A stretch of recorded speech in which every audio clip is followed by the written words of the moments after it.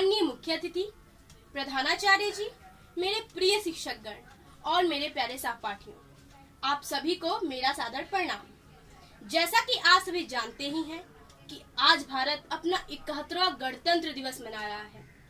गणतंत्र दिवस, जी हाँ, वही पर्व जिसका किसी भी धर्म और जाति से कोई संबंध नहीं है। इसका संबंध तो सीधे राष्ट्र से है, इसलिए इसे राष्ट्रीय पर्व भी कहा जाता है।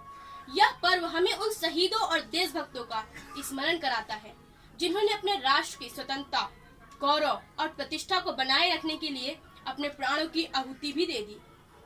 सबसे पहले तो मैं आप सभी लोगों को शुक्रिया करना चाहूंगी कि आप लोगों ने मुझे इस महान पर्व पर ये मौका दिया कि मैं आप सभी के सामने अपने प्यारे देश के विषय में कुछ शब्द बोल सकूं। जी हाँ, देशभक्तों के त्याग, तपस्या और बलिदान की अमर कहानी 26 जनवरी का पर्व समेटे हुए है।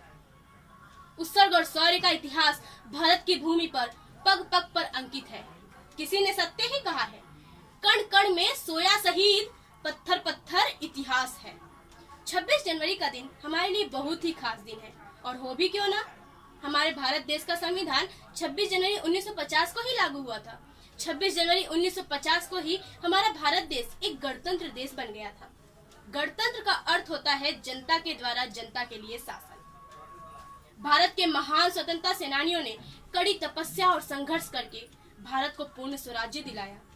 उन्होंने हमारे लिए अपना संपूर्ण जीवन समर्पित कर दिया, और उसी का परिणाम है कि आज हम आजाद भारत में आजादी की सांस ले रहे हैं। भारत के महान स्वतंत्रता सेनानी महात्मा गांधी, भगत सिंह, चंद्रशेखर आजाद, लाल बहादुर शास्त्री तथा इनके जैसे कई क्रांतिकारियों ने देश को आजादी दिलाने के लिए तथा भारत को अंग्रेजों की गुलामी से मुक्त कराने के लिए जो त्याग और बलिदान दिया है, उससे देश सदा उनका ऋणी रहेगा। प्रत्येक भारतवासी उनके इस त्याग और बलिदान को कभी नहीं भूल सकता।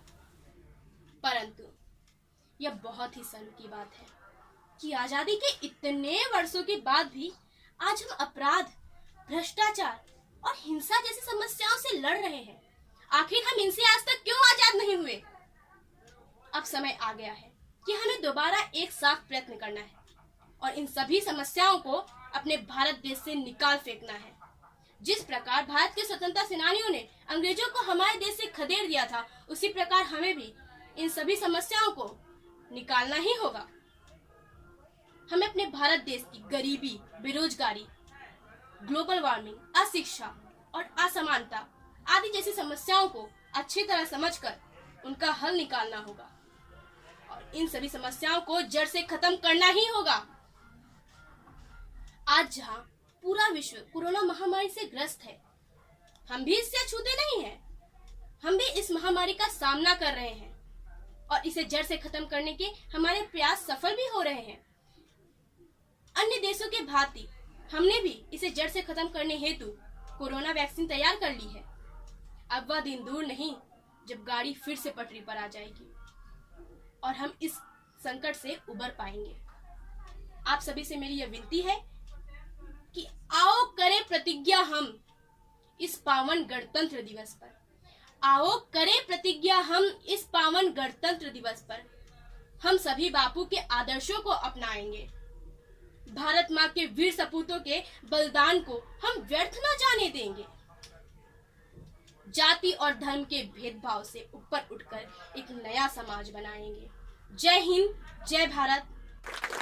धन्यवाद।